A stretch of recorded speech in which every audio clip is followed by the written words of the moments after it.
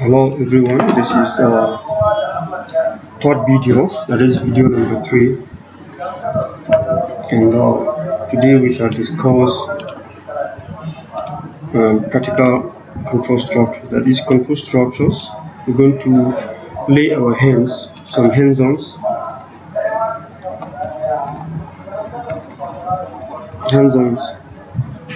on control structures.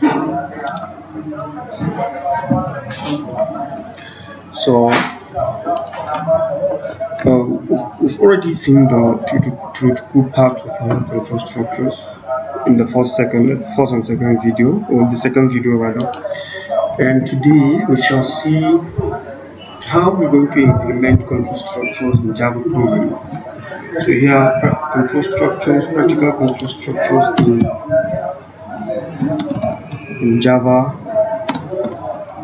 programming. So Java programming has its own control structure constructs. Each and every programming language has its own, even though they are somehow very similar, but then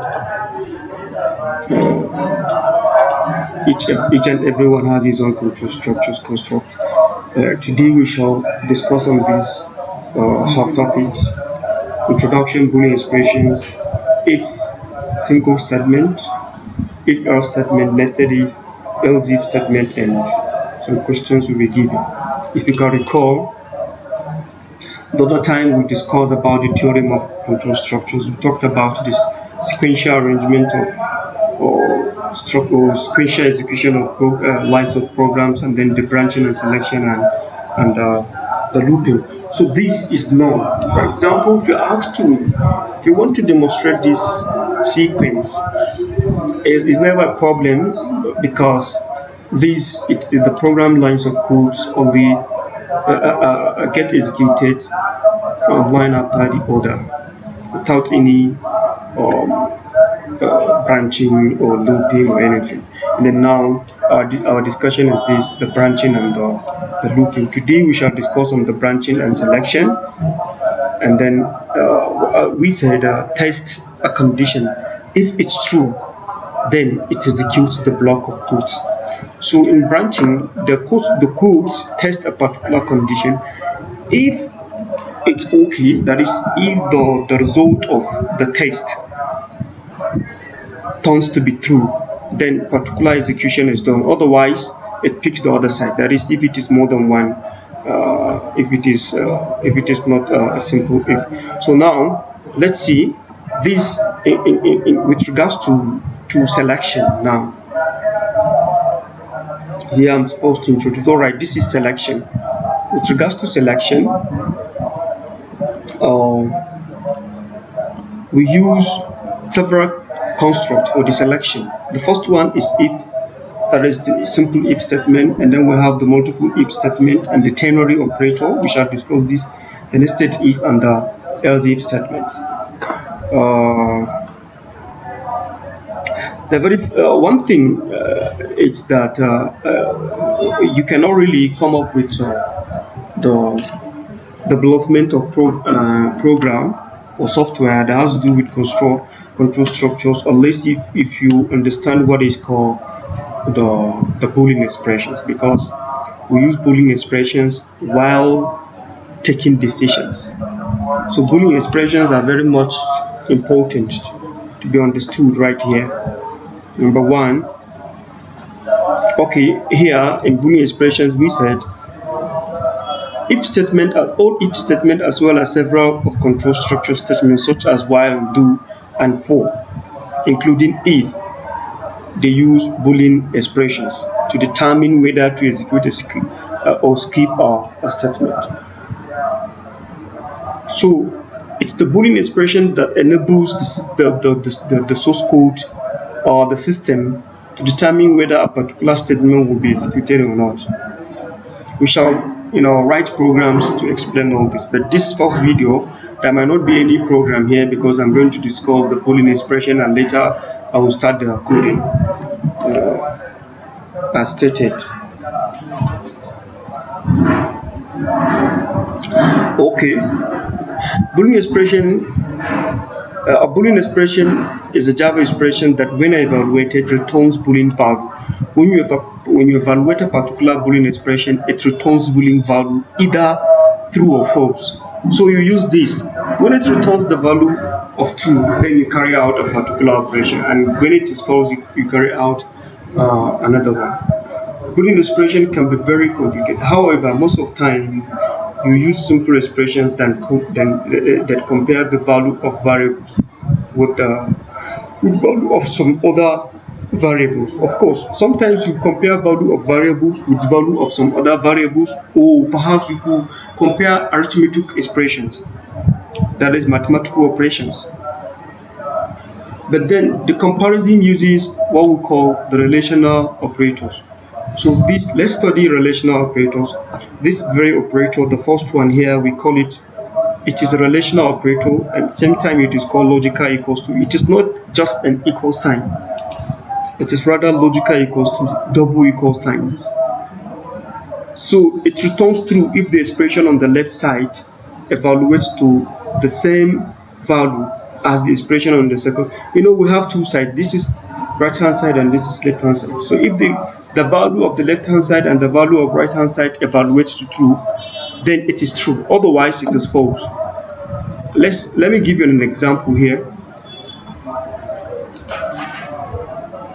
For example, here in this page 20, if you say I equals 5, this is true only if I is also 5. So here we explain here the value of I. It is only true if the value of I is 5, because the right hand side is 5, so the left hand side must be 5. So the right hand side and the left hand side are equal, then it turns to equal. Otherwise, it is false. So that is the operator, the logical equals to. And then we also have the not equal sign.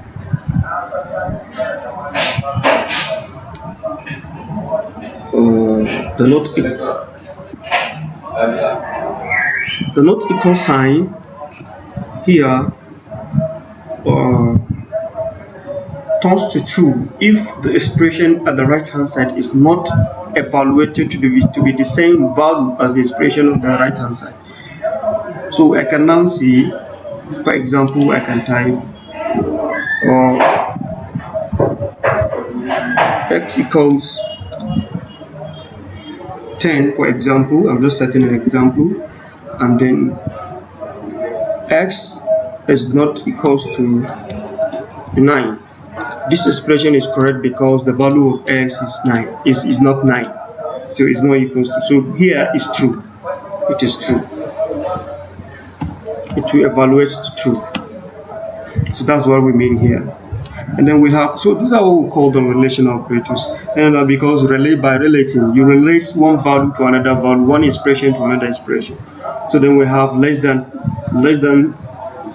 sign, less than or equals to, greater than sign, greater than or equals to. Please go through this, take your time and read. When you see less than sign, if I say, for example, if what I have here now I wanted to use less than or equals to, I can now say, if I say x is, if sorry, this should be y, but yeah, it's okay. So if I should now say, and then the y equals 9, and then x is greater than y, this statement is correct because x is greater than y. So that's how we're going to perform some practical. We'll carry out some practicals, and that's where we showcase how these things are being used. So here, a basic Boolean expression has this form. If you want to use the Boolean expression, what do you do? The expression first of all, then relational operation and another expression. What do we mean by that? For example, the expression you have, and then relational operators, then another expression. Then we shall come up with examples below it.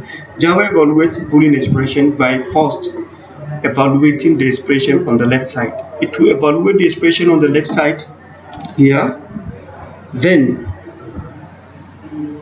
evaluate the expression on the right side, this side, And finally, apply the relational operator to determine if the entire expression evaluated true or false. So it will apply the relational operators to see if the entire operation evaluated true or false, and then appropriate lines of code or block of codes or single line of code get executed. For example, let's take this as our values for now, or template for this very page here. Int is equals to 5, int I 5, int G 10, K is equals to 15, double X 5.0, double Y 7.5, and Z 12 point. So we have 3 values which are integers, and three declarations of integer values and assignment of values, integer variables and values, 3 of them, and so double, that is number with decimal points. So now let's see this expression. The expression says I equals 5. So we said it's only true if value of I is equals to what? 5. So when you look at it here, value of I is 5. So this expression evaluates to true. As we said, the way it gets evaluated is that it will evaluate the first expression at the left side and the second expression at the left side and the right side, and then come up with a relational operation and evaluate. So here I equals 5. So you can see I equals 5. That is I logical equals to 5. It's only true if I is equals to, so I is equal already 5 here, so it's true. And then here also I is not 5, I is not 10. Say I equals logical equals to 10. This is false because the value of I here is not 10. So please read it true. False. The value of I is what? It's only true if the value of I is what? Is 10. So since it is not 10, so it is false. And then here we said I equals G. That is I logical equals to G. That means you are comparing the values of I and G. So this is not true because G is not equals to 5, since I is equals to 5 and G is equals to 10. So here the value is false since values of I and G are different, they are not equal. Then I logical equals to G minus 5. This is true. Why? Because I is 5 and then G is 10, and then you subtracted 5 from 10, which is 5, then it becomes 5. So we said value, either value or expression. Yeah, expressions or values here. You will come up with a mathematical expression, and when it is evaluated, then the logical or relational operation takes place. So I is greater than 1, it is true because I is 5 and the value of 5 and the value of I is greater than 1. And then here I equals I, that is I logical equals to I, J equals logical equals to I times 2. What is I? Oh, let's start with left hand side. Left hand side is I, and I is equals to G. I mean sorry, left hand side is G and G equals to 10, and the right hand side is 5. I is equals to 5. When we multiply I, that is 5, by 2, it becomes 10. So this is true because when we multiply, by the time you evaluate the right hand side value, it turns to 10, and it is true. And then X is equals to I. S is equals to I. Alright, so this is not logical equals to this. You're just checking on the values. This is the ordinary assignment operation. You now see I equals to X equals to I. What is X? X is 5.0, and then this is I, and I is 5. So it is true because casting allows the comparison of 5.0 and 5. X is the double number and I is an int value. So you by casting you can compare the two. No problem. By casting it to compare the two. That means it's going to do truncation. By truncation, it's going to truncate the decimal part of value of X and then compare it with I, and it will be true. And K is less than Z. K is 15 and Z is 12.3. This is not true. This is false. This is false. And then I times 2 is less than Y. I times 2 is 10 and Y is 7.5. This is not true as well. That is false. So this is what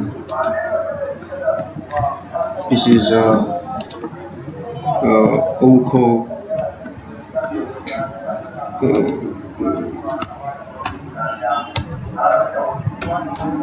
this is what is being called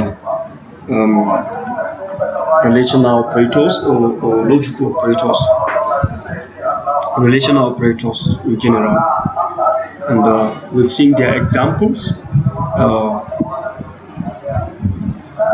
And in the next video, we shall discuss the selection statement, that is making choices in some other text. We shall discuss making choices.